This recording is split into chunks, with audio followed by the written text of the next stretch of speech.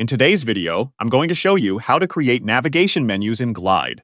If you find this helpful, be sure to like and subscribe, and let's get right into it. First, open your web browser and go to the Glide website. Once there, click on the Login button and access the app you wish to edit. You'll find yourself in the Glide editor, and for navigation, we'll be working with the left-hand side.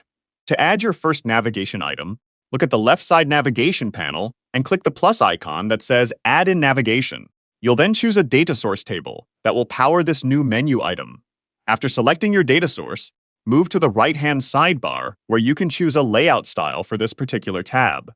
You can repeat this process to add as many navigation tabs as you need. Simply go back to the left side navigation panel, click Add in Navigation again, select your desired data source table, and then choose a layout style from the right side bar.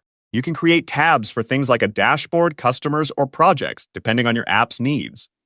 Once you have a few tabs created, return to the left navigation panel. You'll see all your newly created tabs listed there. Now, you can easily organize them by simply dragging and dropping the tabs to rearrange their order. It's a good practice to place your most important tabs at the top for easy access. After organizing, click on each tab individually to customize its content. Within each tab, you can add various components such as collections to display lists of data, charts for visualization, buttons to trigger actions, forms for data input, and text blocks for information. As you build out your tabs, switch between them to verify that your navigation is working correctly and that each tab displays the appropriate data and layout. You can adjust tab names, icons, and their overall layouts if needed, which significantly helps improve user experience and app clarity. Before finalizing, preview your app to test the full navigation flow. Click through all your tabs to confirm that everything is functioning as expected.